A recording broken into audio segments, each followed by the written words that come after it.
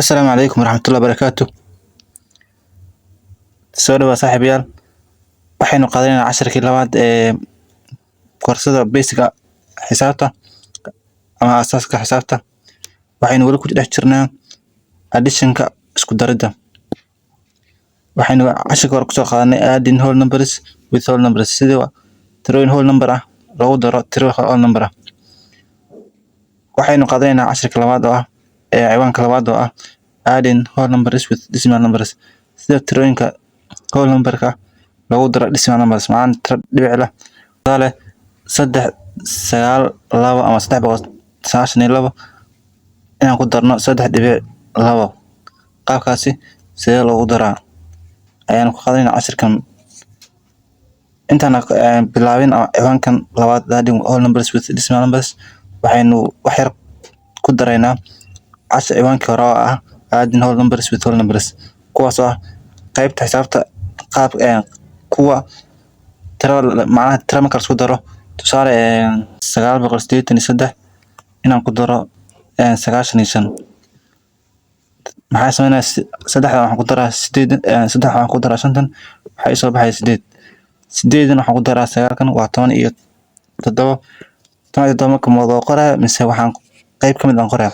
17 waxaan qoray 7 kadib waxaan wadanayaa midka 10 halkan wadanayaa. kadib halkan waxaan ku daray tirada ku xigta haddiina tiro ka hooseysin, oo tusaale kan tiro ka hooseysa waa eber. 9 eber ku daran waa 9, halka watay waxaan ku darayaa 10. marka hada waan qorinaya maadaama tirada u dhamaysa tahay. qaybtaasi ayaan dhowr tusaale ka qaadanaynaa.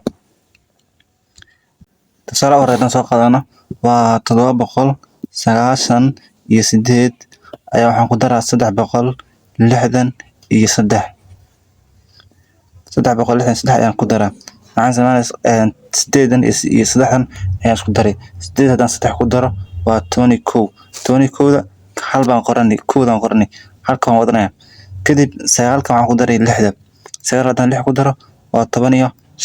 15 maxaan watay, hal baan watay, ugu dar 16. weli hal baan wataa. haddana 7 waxaan ku daraa 3. 7 haddaan 3 ku daro waa 10. maxaan waxay noqonay 21. waxay soo baxay 1161. Tusaale labaad waa 6,045,173 waxaan ku daraynaa 2,146,185. labadaas tiro ayaan isku daraynaa. maxaan sameynaa markaas 3 waxaan ku daraynaa 5 waa 8. 7 ayaan waxaan ku daraynaa 8. 7 markaan 8 ku darno waa 15. 5ta qoraynaa, hal baa wadataa. kadib hal ku dar, halkan iyo halkaas ku dar waa 2. halka awood ku darso waa 3. 5ta ayaan waxaan ku daraynaa 6. 5 markaan 6 ku darno waa 21. 21da hal ayaan qoraynaa, hal baan wadanaa. ayaa 4 ayaan 4 ku daraynaa. 4 markaan ku darno waa 8. maxaan wadanay hal ku dar 9. eber waxaan ku daraynaa 1. eber marka hal ku daro waa 1. tiro ma wadanay maya, halka noo qor marka. haddana 6da waxaan ku daraynaa 2. 6 markaan ku darno waa 8. tirada ma wadanin marka 8 ku soo bixi. marka waxaa noo soo baxay tirada noo soo baxday waa 8,191,358 ayaa noo soo baxay markaan labada tiro isku darnay. tiro kasta markaad isku darayso, tiro kasta waa inaad tirada labada tiro isku darayso waa inaad jawaabta ku soo baxda hoosteeda ku qorta isku aadisaa. haddaan tusaale ka soo qabsano aan soo qaadano waa waaye 3,748,000 ay waxaan ku darsanaynaa 295. tiradaas waxaan ku darsanaynaa 2,087,537. labada tiro ayaan isku daraynaa. maxaan sameynaa 5 waxaan ku darsanaynaa 7. 5 markaan 7 ku darno waa 12. labada qoro hal wadataa. 9ka 3 ku dar. 9 markaan 3 ku darno waa 12. halka wadata ku darso waa 13. ayaa 2 waxaa ku dartaa 5. 2 markaan 5 ku darno waa 7. halka ku dar 8.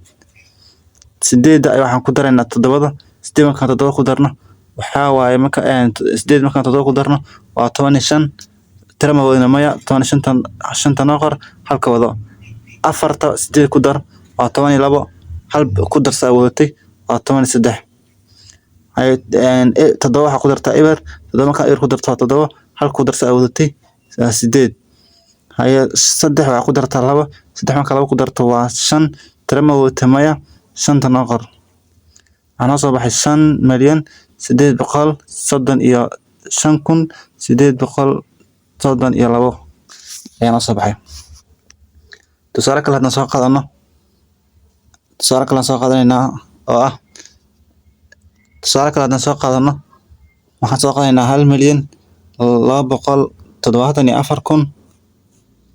1,274,538 waxaan ku darsanaynaa tiradaasi 6,002,000 6 milyan waxaan ku darsanaynaa 6,382,8 waxaan ku darsanaynaa 382,714 labada tiro ayaan isku daraynaa waxaan soo bixi doonaa sideed waxaan ku daraynaa 4 sideed markaan 4 ku darno waa 12 labada qor hal wataa saddex hal ku dar waa 4 hal ku dar waa 5 4 markaan hal ku darno aan wadanay waa 5 shanta waxaan ku darsanaynaa 3 shanta markaan ku darsanaa 7 shan marka 7 lagu daro waa 12 labada qor hal baa wataa afarta laba ku dar 4 markaan laba ku darno waa 4 markaan laba ku darno waa 6 halka wadatay ku darso waa 7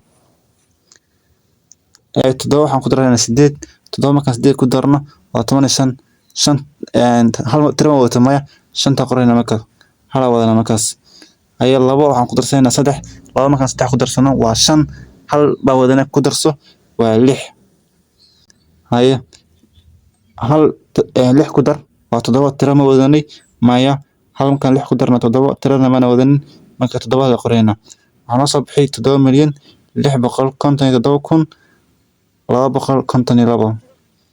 7,657,252 ayaa soo baxay halkaas waxaan uga baxaynaa ciwaanka koowaad oo ah adding whole numbers with whole numbers halkaas waxaan ku dhamaynay ciwaanka koowaad oo ah adding whole numbers with whole numbers ciwaankaasi waa dhamaynay waxaanu qaadanaa ciwaanka ah adding whole numbers with decimal numbers sida tiroyinka whole number lagu daro decimal numberska tusaale hore hadaan qaadano waa 15 ayaa waxaan ku daraynaa waxaan rabnaa in ku darno 0.5 15 waxaan rabaa inaan ku daro 0.5 waxaan sameynaa markaan rabo inaan 0.5 aan ku daro 15 tirada 15 waa whole number tiradana waa decimal number waxaan rabaa inaan isku daro oo jawaab ay soo baxdo marka waxaan sameynaa tiradan decimal numberka ah horta decimalka waxaa lahaa tirada dhibic dhankan tirada dhankan dhibic dhanka midigka ah wixii dhibicda dhankaas midigka ah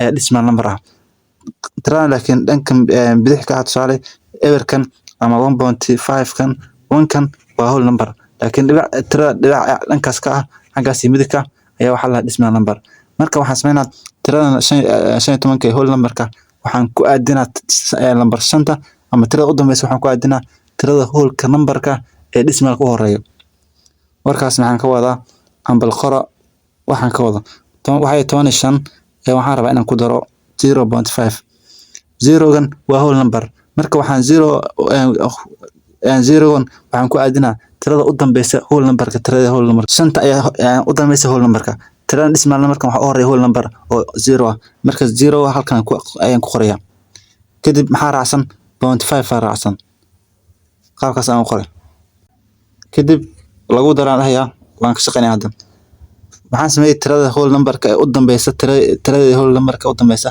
ay waxaan tirada numberka u dambeeya ama digitka u dambeeya waxaan ku aadiyay tirada decimal numberka whole numberkeeda u horeeya oo 0 waa whole number laakiin decimal waxa la tirada dhibicda wixii ka dambeeya ee dhanka midigka ah hadda waan ka shaqeyn karaa maxaan sameeyaa shantan tira ka koraysa jirto marka ii soo qaad dhibicda ii soo qaadana oo dhibicii meesha dhanka taala ee tan wayna isku aadaa kadib shanta waxaan ku darayaa eber markaan eber ku daro waa 5 halkana tira kama hooseysa ii soo qaad qaabkaas aan u shaqeeyo 15 marka lagu daro 0.5 waa 15.5 15.5 tusaale kale haddaan soo qaadano waa 32 waxaan ku dari 1.75 marka halka waa whole number dhibic dhimak 75 dhankan ay marsi maxaan tirada whole numberka tirada whole numberka u dambeeyo oo labada waxaan ku aadinayaa tirada decimal numberka tirada u horeysa oo whole numberka ah intaas ina fahanteen rajaynaya marka intaas fahanto dhamaanteed waa ka shaqeyn kartaa decimal numberka whole number lagu daro decimal number waa intaas oo kaliya marka shantan tira kuma koreyso isoo qaad todobadana sidoo kale soo qaad dhibicda soo qaad kadib labada waxaan ku daray halka labada marka halku daro waa 3 saddexdana soo qaad marka waxay noqotay 32 marka lagu daro 1.75 waxa soo baxay 33.75 tusaale kale haddaan soo qaadano waa 47 waxaan rabaa inaan ku daro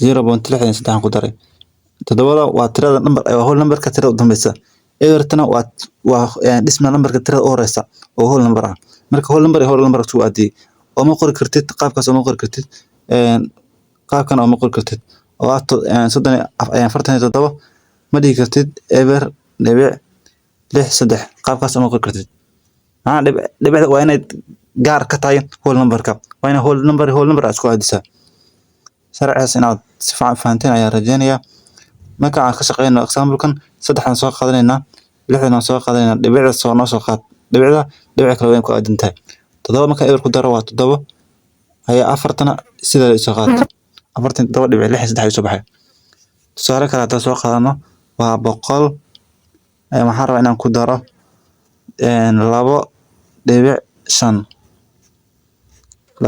ku daraya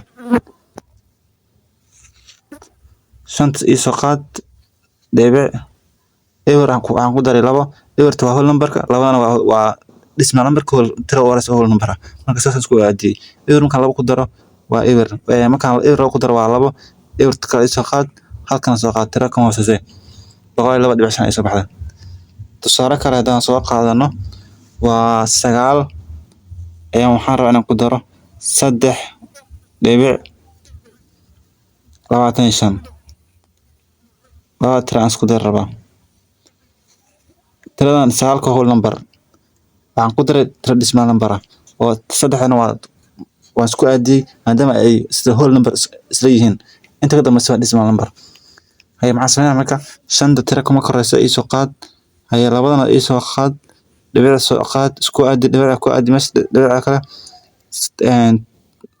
waxaan 9 ku daray 3 markaan 3 ku daro waa 12 dhibic 20 ay soo baxday hay tusaale kale waxaan rabaa inaan isku daro 250 ayaa waxaan rabaa inaan ku daro tiro ah oo decimal number ah 0.75 labadaas tiro rabaa inaan isku daro tiro maxaa ka soo bixi doona hay 0.75 ayaan ku daray marka shanta isoo qaad todobana soo qaad tiro kuma koreysa dhibicda soo qaad ewer ku dar waa ewer shanta isoo qaad labadana soo qaad maxaa soo baxay 250.75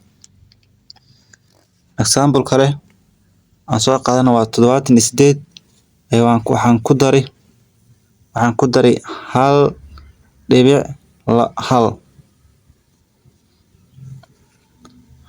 tira halka kama koreyso isoo qaad dhibic soo kale soo qaad 8 waxaan ku darayaa halka waa 9 todobana soo qaad 79 dhibic hal isoo baxday tusaale kale waa 63 waxaan ku daray 2.35